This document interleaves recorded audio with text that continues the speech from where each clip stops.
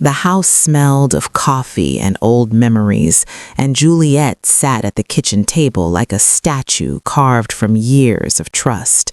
She had learned long ago how to move without making noise, how to fold towels and sweep floors with a gentle rhythm that kept the world steady. This morning, though, the rhythm felt wrong. The old clock, her mother's wedding gift, ticked louder than it should, each click a small accusation. She reached for the cup and found her hands shaking. A single photo on her phone, a single email line, "You were incredible tonight, Dad," had turned her quiet life into a stage of doubt. The music of her life had been tuned wrong, and Juliet could not unhear the discord. She remembered the laugh that used to fill the bakery when she pulled hot flans from the oven, remembered Julian smiling proud at a table of friends on a night decades ago. Now Julian was a stranger whose clothes carried someone else's perfume. Juliet moved through the house with the practiced grace of 40 years of marriage, but inside a new logic was forming, one that required proof, not wishes. She photographed the receipt from San Antonio, the stray napkins with perfume, the tube she found in the glove compartment.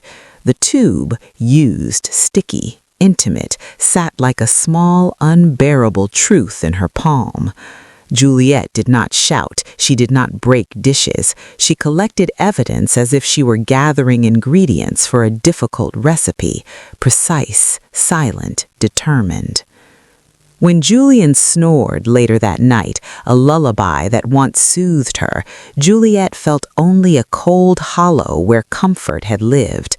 She would not be the woman who woke with tears and waited for a repair that never came. Instead, she called Mrs. Miller, summoned Thomas, the private investigator, and laid out the few things she had. Thomas arrived with the calm of someone who reads other people's lives for a living. He took the flash drive, the phone screenshots, the perfume-stained tissues, and nodded as if reading a plot already half-written. "I'll follow him today," he said. The words landed like a small promise. The truth would come, one way or another. Then the photos began to arrive, Julian hand in hand with Allison at a candlelit table. Allison, her daughter-in-law, the girl she had taught to make flan, leaning close to Julian with a smile that once belonged in family albums. Juliet stared until the images blurred, and then she saved each one, labeling them with the precision of a woman cataloging proof. The video came later, a balcony, a quick kiss, Julian cradling Allison's shoulder like a man renewed. The shock was not only that they had betrayed her, but that they had choreographed their betrayal so carefully. They had been actors in front of her all along. Juliet tasted iron in her mouth and tried to breathe around it. She set traps of a different kind. While the city suspected contracts and meetings, Juliet set the rhythm of observation, a recorder hidden near the headboard, an arrangement of family photos to disguise wires, a plan to listen. The night she thought they would stop pretending, she traced Julian on tiptoe and heard the soft exchange through the curtain. "Come over tomorrow. We won't have to go to a hotel anymore." The laugh that answered was Allison's. Juliet let the sound land like a boot on her chest, and then she returned to the kitchen to plan. There are small acts that feel like prayer when rage calls for strategy. She tied a thin string to the stove igniter, ran it to the window, attached it to an old coffee can. She tested it. The smoke rose like a warning, black and urgent. She left for the bus station in the guise of a contract trip, knowing Julian would relax with a false sense of safety. He did not even try to hide that he was pleased to have her out of the house. Julian watched him from the neighbor's window, the way a baker watches dough rise, calm, certain of the result if patience holds. When Allison arrived in her floral dress and Julian ushered her inside, Juliet put on headphones and listened to the recorder feed from the bedroom. Laughter, low voices, the sound of closeness that had once been hers to trust. The trigger was slight, a pull at midnight, and the stove flared, oil kissed by flame, smoke taking the stage. Mrs. Peterson peered from her doorway, shocked, calling the neighbors. Sirens approached like a chorus of consequence. Juliet sat with a cup of coffee in her hand, heart steady as a metronome, while the scene she had so carefully set into motion unfolded in the warm house she had built. She imagined them trapped, exposed, humiliated, Julian and Allison held together by a truth she had made physical. The glue in the glove compartment, she had replaced it with something else. Industrial superglue was a tool she had used before for broken chairs. Tonight, it would be a revelation. Her hands had been steady when she emptied the lubricant and replaced its contents. She slid the tube back into place and slid into the shadows, her part done. What followed was worse than she had rehearsed and better than she feared. Panic, screams, a smell of smoke, the arrival of the fire truck, Daniel, her son, in uniform, rushing in with his team, breaking the door down. The neighborhood gathered, whispers grew into a roar. From her neighbor's chair, she saw them carried out, faces hidden under sheets, and the crowd's reaction folded into 1,000 small reckonings. The scene would be replayed in gossip and in phones. Later, at the hospital, while the staff fussed and the corridor hummed with talk, Juliet handed over the printed evidence and divorce papers to Daniel. She watched the man she had trusted flail for words. He found silence instead. Juliet had chosen the path of exposure, and in that exposure had cut the family in two. But under the calm that followed, under the bakery's busy mornings and the supportive smiles, a different silence lived with Juliet, the slow ache of what she had lost. Juliet had won the battle that protected the bakery and her son, but a price had been paid in private ruins. She stood among the ovens and trays, hands dusted with flour, and asked herself if revenge had ever been this hollow. She stared at the photograph of their 4 faces, Julian, Allison, Daniel, and Juliet, and felt the edges of that printed memory crumble. At dusk, when the bakery's bell finally quieted and she closed the shop, Juliet carefully shelved the evidence envelope at the bottom of the drawer, where it would wait like a sleeping thing. She walked through the empty house and paused before the bedroom door. In the quiet, she listened for anything that sounded like the life she used to know.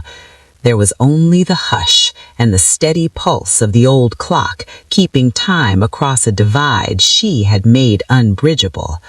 Her hands were not entirely clean, and perhaps they never would be, but Juliet had taken back what mattered most, her dignity and the business that carried her name. Still, as she turned out the light, she couldn't shake the sense that the worst consequence had yet to arrive. A message arrived on her phone just then, one short line from Thomas, "There's more. Meet me tomorrow." Juliet stared at the screen and felt the blood drain from her face. The envelope was not the end. The story she thought finished had another chapter waiting in the dark. The morning light at the bakery felt sharper after the scandal, edges cutting through the familiar warmth of flour and sugar. Juliet moved among her ovens with the steady hands of a woman who had baked her life into existence, but her mind was restless, looping the same images, the balcony, the kiss, Allison's laugh, Julian's hand at the small of her waist. She kept replaying the recorder's audio like a litany, each phrase another brick in the wall that now separated her from the man she had loved. Yet she also felt a cold, practical focus settle over her. Evidence had to be organized, the business secured, the legal threads tied up before they could be cut from under her. Juliet had never been one for theatrics without consequence. Revenge had been her instrument, but now she needed law and proof, solid, undeniable proof, to make the victory permanent. The bakery's bell chimed all morning, and neighbors came in with hugs and whispered condolences. "You did what you had to," Mrs. Peterson said, her eyes wet but proud, while regular customers placed large orders to show support. The town's compassion felt like a shield, and Juliet leaned into it while also using it. She called Daniel and asked him to come by the shop after his shift. She needed him present for something that would be painful and necessary. When Daniel arrived, his face had the hollow look of a man who had seen too much too quickly. He hugged his mother, a brief, fragile thing, and then sat across from her. Juliet spread the printed photos, the emails, the receipts, and the recorded audio on the counter like a confession laid out in ink. Daniel moved his finger over the photos slowly, as if touching them might break the paper. "How long, Mom?" he asked, voice low. Juliet swallowed. "Long enough," she said. "Long enough to know what they planned." They made a list of immediate priorities: secure the bakery's bank accounts, contact their lawyer, and freeze any pending transfers. Juliet called the attorney she had trusted for years, and hands trembling but voice steady, explained everything. The lawyer was blunt and efficient. He promised to put a temporary injunction on any suspicious activity and to start tracing recent transfers and signatures. Yet even as legal tempests began to form, more evidence arrived from Thomas. Photos of meetings at a notary's office, a faded receipt for a courier service, a close-up of a contract with handwriting that looked eerily like Julian's signature. Each new detail tightened the noose. Juliet spread the new images beside the old ones and felt the room tilt. Outside the bakery, gossip grew teeth. The neighborhood that had once nodded at Julian's jokes now shifted their eyes when he passed. Men whispered on porches, and friends averted their gaze. Juliet noticed pity and triumph in equal measure, that both hurt and healed. She watched Daniel as he moved between customers, polite and professional, yet she could see the fire in his jaw, the anger that had replaced the boy she had raised. He had become her ally in ways he hadn't asked for, and in ways neither of them would have chosen. Juliet needed his steadiness, and he needed his mother's courage to anchor him. Their small, makeshift team began to function with a purpose that felt new and dangerous. Late one afternoon, Thomas asked to meet at the local diner. He closed his coat against the drizzle and slid a packet across the table. Inside were photocopies of bank statements showing transfers to a business shell, invoices for consulting, and a list of names tied to a notary who had recently handled property documents in the county. There were timestamps that matched days Julian had claimed to be in other cities. "They were building a paper trail, Mrs. Roberts," Thomas said quietly. This was never just about romance, it was about the bakery. Juliet felt bile in the back of her throat. The betrayal was twofold: the theft of heart and the theft of livelihood. That night, Juliet sat in the dark kitchen and read the transcripts of the recorded conversation until the words blurred. Allison's cold ambition in that clip was unmistakable. "I want that old hag out of the house." Hearing those syllables spoken by the woman she once taught to fold batter like a prayer made something inside Juliet harden. But the revelation that hurt most was not the insult, it was the orchestration. Julian had been the architect, his voice on a wire, assuring, coaxing, confident. How many signed papers had he already forged? How many steps had he and Allison taken to transfer the bakery's life into their hands? The lawyer's first call was a small mercy and a big alarm. Some documents had already been filed, or at least prepared. Copies of a contract bearing a notary's stamp sat in a courier's log that had passed through 2 offices in the last 3 weeks. "We can file emergency motions, but if those signatures are deemed legitimate, it will be messy and expensive." Juliet felt a squeezing panic, but she refused to let it become hysteria. She had survived long ovens and failed batches, and she would not be undone by ink and stamps. She packed another envelope of evidence and, with Daniel, delivered it personally to the lawyer's office. At the door, Daniel paused, hand on his mother's arm. "We'll fight this," he said, voice raw. Juliet looked at him and felt a fierce love. "We already are," she replied. Days rolled by in a battering rhythm. Legal calls, more photos, press that sniffed for a headline, the neighbors who had once smiled now choosing sides in hushed tones. Juliet slept fitfully, visiting the bakery in the small hours to check ovens and ledgers to make sure the money trails were accounted for and insured. Juliet also began to notice patterns. Certain clients had been approached with offers too generous to be honest, and a small local notary had recently grown lavish that suggested new sources of income.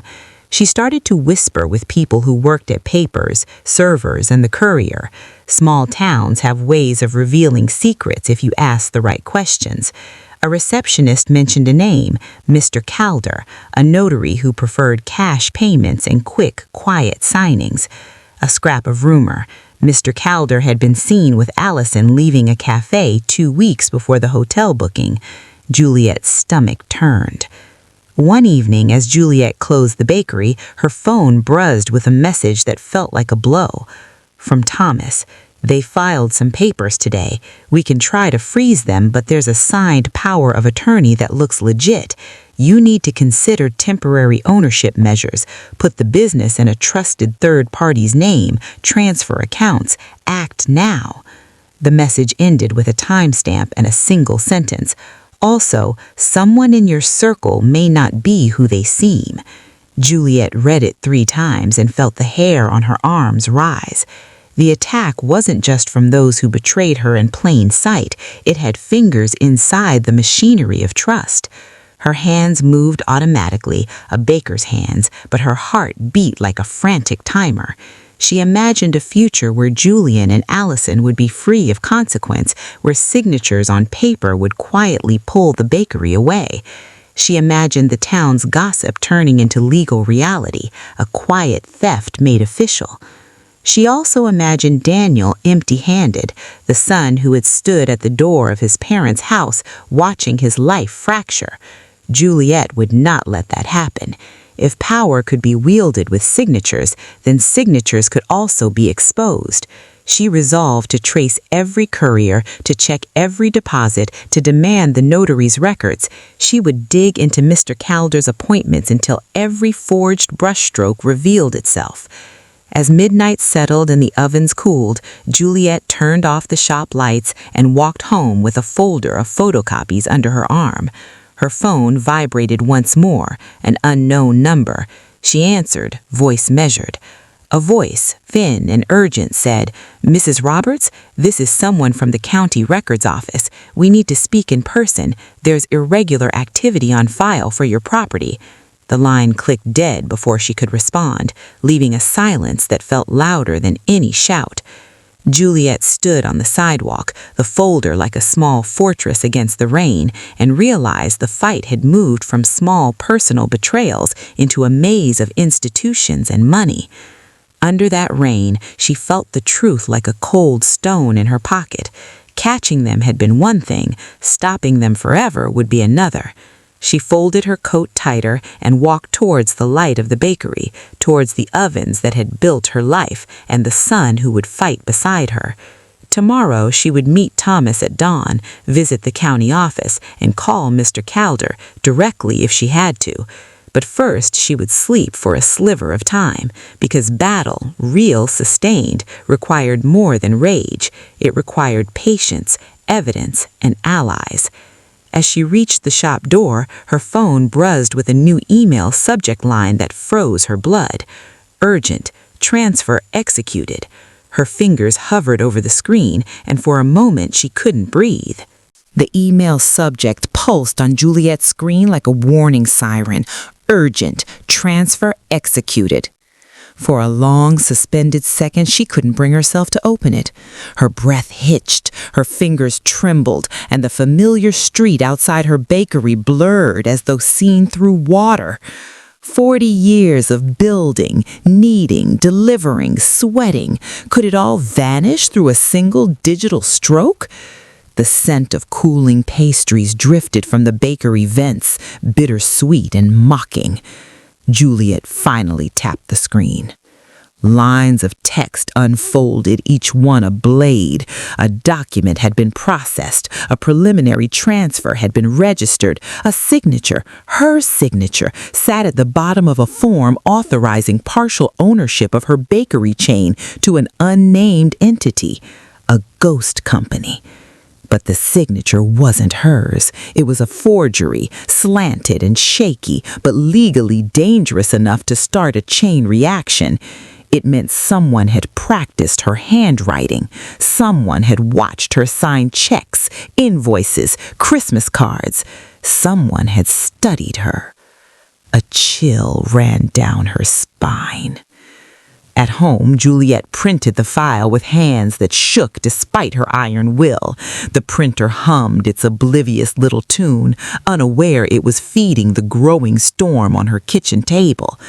When Daniel came home from his shift, sweat-soaked and exhausted, she handed him the printed page. He stared, jaw tightening, grief turning into something sharper. Rage. "Mom, they used your name," his voice cracked. "They tried to erase you."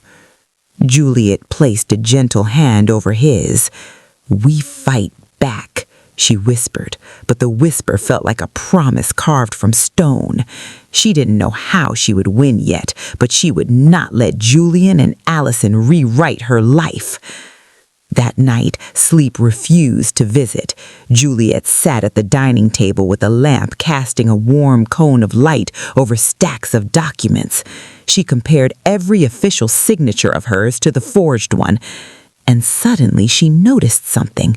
The loop on the J was wrong.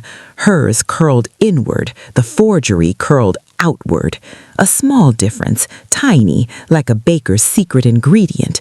But tiny things mattered in the right hands. She highlighted it, circled it, stamped it mentally as a weapon. A message buzzed on her phone. Thomas.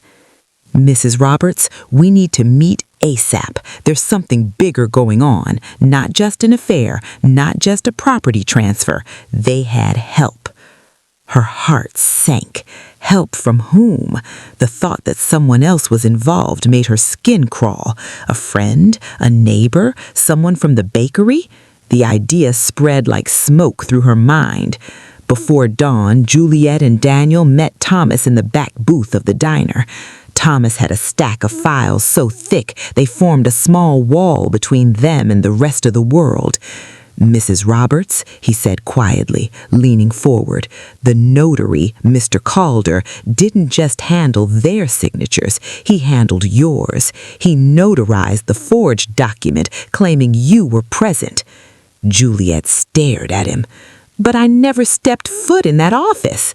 Thomas nodded grimly. "I know, which means someone posed as you." Daniel's fist hit the table so hard that silverware rattled. "They used a fake ID?"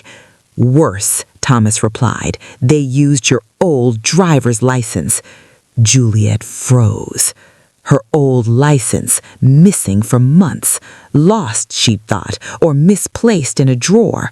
But no, someone had taken it. Someone inside her life. Someone in her life. Someone she trusted. The possibilities narrowed to a handful of faces she had greeted, fed, hugged. The betrayal deepened, expanded. It wasn't just her husband and daughter-in-law. It was someone else, someone standing behind them in the shadows. Thomas laid a final blow on the table. A grainy photo from security footage, someone in a scarf and sunglasses, short hair tucked under a hat, signing a document with her name. The angle wasn't clear enough to show the face, but the body language was frighteningly familiar. Juliet gasped. It looked like Emma, her former assistant at the bakery, the one who quit 6 months ago without warning. Emma, who once called Juliet her second mother. Emma, who had worked closely with Julian on the bakery finances. Emma, who knew Julian's schedule, Juliet's signature, and every key to the business. The betrayal spread like cracks in glass. Juliet clutched the edge of the table as her heartbeat thundered. So the affair, the plan, the forged signatures, they weren't acting alone. No, Thomas said softly, there's a network, and you were the target. The next days passed in a blur of paperwork, lawyer meetings, and detective updates. Juliet felt like she was living in a storm that never ended. Yet in the middle of that storm, she noticed small oddities, subtle but sinister.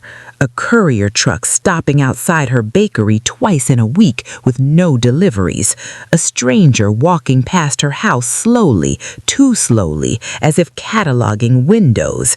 A letter with her name misspelled, as though someone unfamiliar was trying to appear familiar. Each detail felt like a breadcrumb leading nowhere and everywhere at once.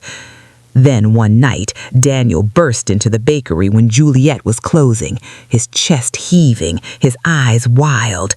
"Mom," he said, voice cracking, "you need to see this." He handed her his phone, an email forwarded to him anonymously. Subject, "She's next."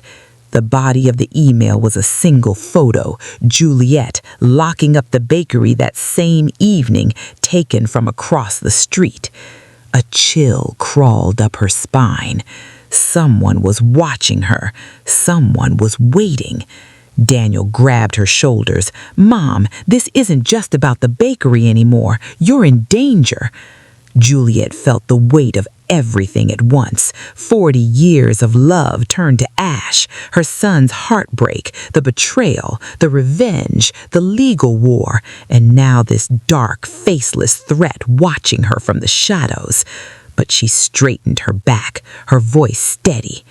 "Let them come," she said. "I'm not done." Daniel's eyes shone, not just with fear, but with awe. The next morning, Juliet walked into the county courthouse with her folder of evidence, her forged signature circled, her timeline prepared, her voice ready to shake walls. She was done reacting. She was ready to strike. But just as she reached the courthouse steps, her phone buzzed with another email. This time, it wasn't anonymous. It was from Julian. The subject line ripped through her. "We need to talk before everything collapses." She stopped dead in her tracks, the courthouse doors looming just ahead. Behind her, a shadow moved. The courthouse doors loomed before Juliet, tall and cold, like stone guardians waiting to judge the life she had built. But her feet rooted to the steps as her phone vibrated again. The subject line from Julian glared at her like an accusation.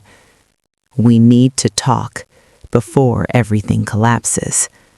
Her pulse throbbed in her ears. Everything inside her wanted to delete the message, to throw the phone onto the concrete, to walk inside and finish the legal war once and for all. But another part of her, a part shaped by 40 years of marriage, 4 decades of shared mornings, shared failures, shared bread and promises, whispered that she needed to see what he had to say. Against her own will, Juliet opened the email. "Juliet, please, you don't know everything. What you saw, what they showed you, it was only part of the truth. There are things I never told you, things I didn't know how to say. If you go forward with the court filings before hearing me, we will both lose everything. Meet me tonight. No lawyers, no police, just us, at the old house in San Antonio." Her breath hitched. San Antonio. The place where everything had started, their first road trip, their first anniversary dinner, their son's first vacation, a city woven into their history like threads in a quilt. And now it was the meeting point of the man who shattered that history. Daniel called just then. "Mom, where are you? I'm at the courthouse. Are you okay?" Juliet swallowed. "I'm coming." But her voice cracked, revealing a tremor she couldn't hide. Daniel paused. "Mom, what happened?" "Your father emailed me," she whispered. The silence on the call turned thick as smoke. "Don't go, Mom. Please. He's dangerous. He's desperate." But Juliet's mind was already running through 40 years of memories, like someone flipping through an old photo album too quickly. Dangerous. Yes. Desperate. Absolutely. But manipulative? Always. Still, what if this meeting held a key she needed? What if Julian was about to confess something big enough to turn the case? What if he was about to reveal his accomplice? What if Emma wasn't the only one? Or worse, what if Julian was planning something? Inside the courthouse, Juliet forced herself into the legal rhythm. She filed an emergency request for ownership protection, delivered the forged signature evidence, and documented the fraudulent notary work. But her mind wasn't fully there. Every stamp of the clerk's rubber seal echoed in her skull like a countdown. By the time she left the courthouse, dusk had settled in. Fog creeped low against the pavement, swirling around her ankles like a warning she refused to hear. She walked to the bakery where Daniel waited outside, leaning against her car. "Mom," he said, stepping forward, "you're not meeting him." Juliet met his eyes, her voice steady but soft. "I have to, Daniel." His jaw clenched. "He doesn't deserve another second of your time." "This isn't for him. It's for me, for the truth." He grasped her hand hard. "Then I'm coming with you." She shook her head. "No, if something happens, I can't risk you." He pulled her into a hug, and she felt the tremor in his body. "Call me every 10 minutes. Promise me, Mom." "I promise," she whispered, though a cold seed of doubt bloomed inside her. Some promises were made only to comfort the one asking. The drive to San Antonio felt like slipping through a memory, the night road humming beneath her tires, streetlights streaking past like stars falling sideways. Every mile closer felt like peeling another layer from an old wound. The old house sat at the edge of a quiet neighborhood, half swallowed by vines and shadows. It had once belonged to Julian's mother, a place of laughter, family dinners, holiday lights.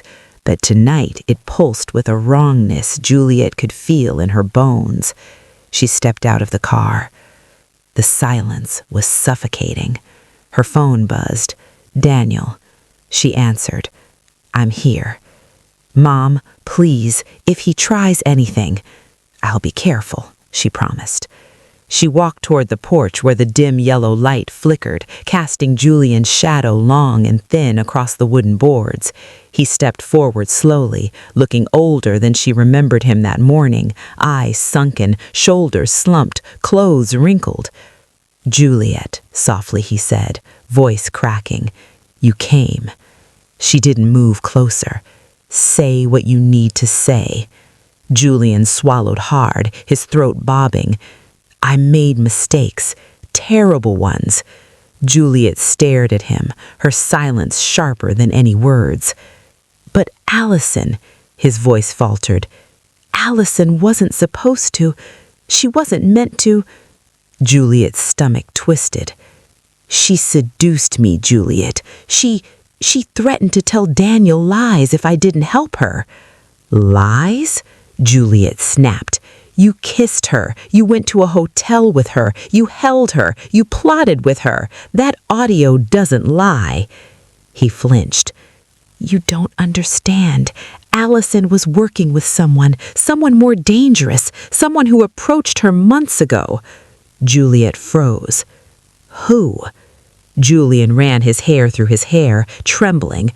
She wasn't doing this for us, Juliet. She was doing it for someone else, someone who wants the bakery, someone who wants everything." Juliet's pulse quickened. This wasn't new, but the fear in Julian's eyes was. He took a step closer. I didn't know Emma was involved until it was too late, he whispered. Juliet's breath stopped. Emma? Her suspicion, the forged ID, the missing license. Emma, the woman who once called Juliet her mentor. Julian continued, voice shaking. It wasn't Allison's idea to forge your signature. It was... A branch snapped somewhere behind the house. Juliet's head jerked up. Julian's eyes widened. Juliet, he whispered urgently, we're not alone. What are you talking about? He stepped closer, lowering his voice to a desperate whisper. She's here. Who? Emma. The back door of the house creaked open. Juliet's breath stilled. A silhouette stood in the doorway, small, controlled, familiar. Emma, holding something in her hand. Not a folder, not paperwork. A gun. Julian stepped in front of Juliet protectively, but Emma's smile was ice cold. You should have stayed quiet, Juliet. We were so close. Juliet's entire body froze. Emma lifted the gun and pulled back the hammer. The click of the gun's hammer echoed through the empty house like a death sentence. Juliet's breath caught in her throat. The soft yellow porch light flickered behind Emma, casting her small frame into a distorted shadow that stretched across the wooden floorboards like a monster finally revealing itself.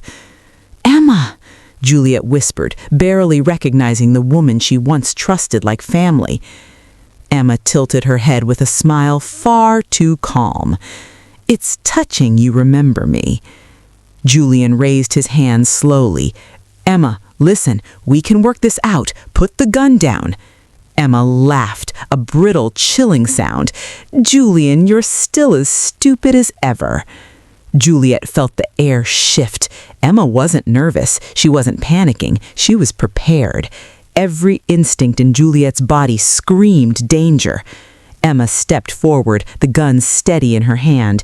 You ruined everything, Juliet. I spent months setting this up. New investors, legal loopholes, Allison on one side, Julian on the other. And you were supposed to be the quiet little baker who signed whatever paperwork was put in front of you. Juliet swallowed hard. You betrayed me, betrayed Daniel. Why? Why do all this? Emma's eyes darkened. Because your bakery was my dream before it was yours. Juliet froze. What? Emma's voice sharpened like a snapped bone. I applied to work with you 10 years ago. You turned me down. You told me I lacked experience. Her smile stretched thin. Do you know what that rejection did to me? Juliet's mind raced. 10 years ago, she denied many applications. Good people, bad people, careless ones. She couldn't have known Emma would become a snake waiting in the shadows. But Emma wasn't finished. You built everything I wanted, everything I deserved, and then you gave my job to Allison. Juliet's heart sank. Allison? The daughter-in-law who couldn't bake to save her life? Allison, who Juliet tried to train gently, lovingly. Juliet had no idea anyone else wanted that role, but Emma remembered every slight, real or imagined. Julian stepped forward. Emma, think about Daniel. He'll find out. Emma's rage snapped. Daniel won't know a thing. He's too busy being the firefighter hero to notice the paperwork quietly switching ownership. He would have inherited the bakery eventually. I would have made him CEO. We would have had everything. Juliet gasped. You loved Daniel? Emma's face cracked just enough to reveal something raw, something broken. Loved him? I adored him. I waited for him. And then he married her, Allison. Her lip curled. And you welcomed Allison like a daughter? I watched you teach her what you never taught me. The truth fell into place like a blade finding bone. This wasn't just greed. It was obsession. Revenge. Unhinged longing. Juliet's stomach twisted. Emma pointed the gun directly at Juliet's chest. You should have stayed out of it. Juliet's world narrowed to the trembling barrel of the weapon aimed at her heart. Julian whispered urgently, "Emma, no!" A shot exploded. Juliet screamed, but the bullet slammed into Julian's shoulder instead as he lunged sideways to shield her. He collapsed with a groan of pain, gripping his shoulder, blood seeping from his shirt. "Julian!" Juliet dropped to her knees beside him. Emma's eyes blazed. "You would take a bullet for her? After everything?" Julian winced, voice trembling. "Emma, stop this. It's not too late." "Oh, it's too late." Emma took steady aim again. Juliet felt her heart collapsing into itself. She wasn't ready to die. Not now. Not like this. Not without telling Daniel she loved him. Her voice broke. "Emma, please, whatever story you're telling yourself, it ends here. You're hurting the wrong people." Emma's hands shook, just slightly. "You stole my life, Juliet." "No," Juliet whispered. "You gave it away when you chose revenge over intention." Emma snarled, pulling the gun again. But click. Misfire. Juliet didn't waste a second. She grabbed Julian's fallen weight and rolled both of them behind an old porch pillar as Emma cursed loudly and smacked the gun. A misfire wouldn't stop her long.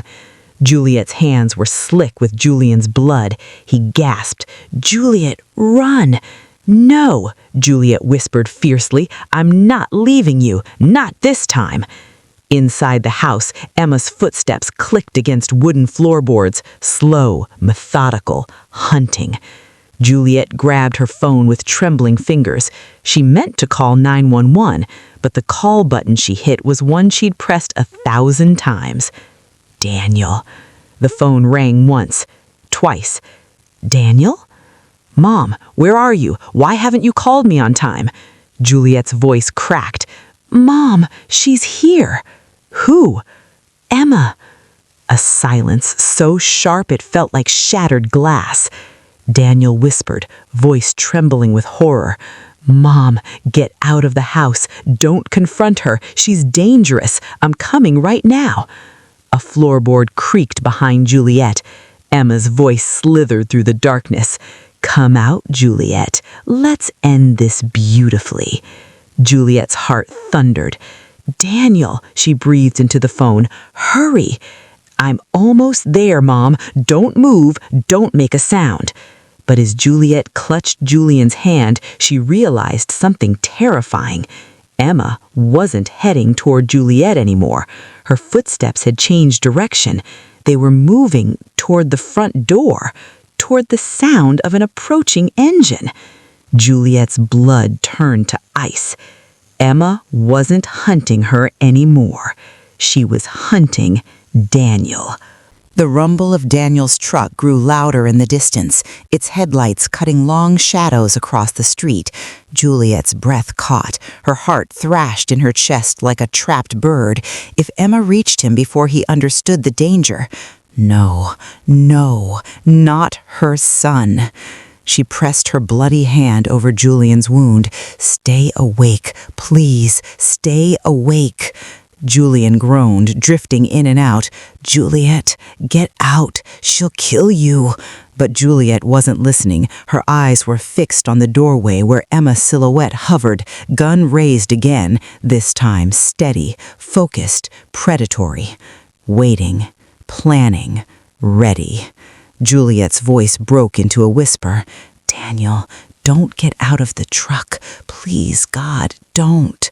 On the phone, Daniel's voice rose with panic. "Mom? Mom, are you there? What's happening?" But Juliet couldn't answer. She watched in horror as Emma stepped toward the porch, her shadow stretching across the boards like a venomous serpent.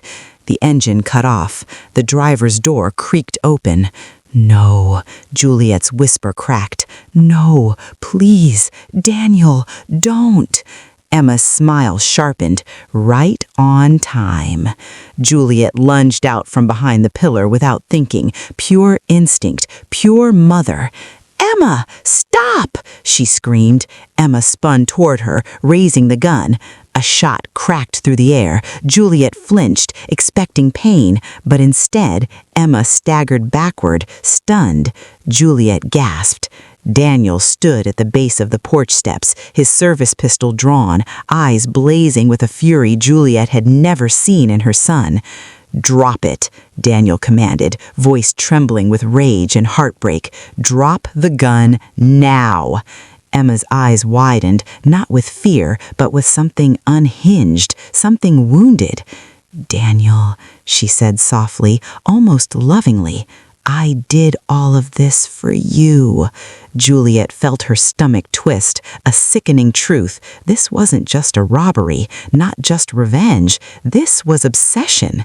Daniel shook with disgust. "For me? You destroyed my family. You betrayed my mother. You tried to kill her." Emma stepped forward, tears streaking down her face. "I loved you, Daniel. I loved you. If it weren't for Allison, if it weren't for your mother choosing her over me, none of this, none of this."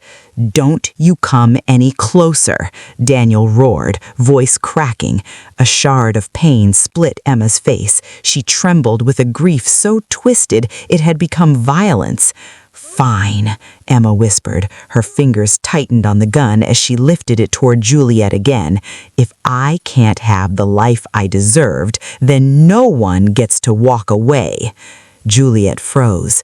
Time slowed. She saw the gun rising, saw Emma's face harden. But Daniel was faster.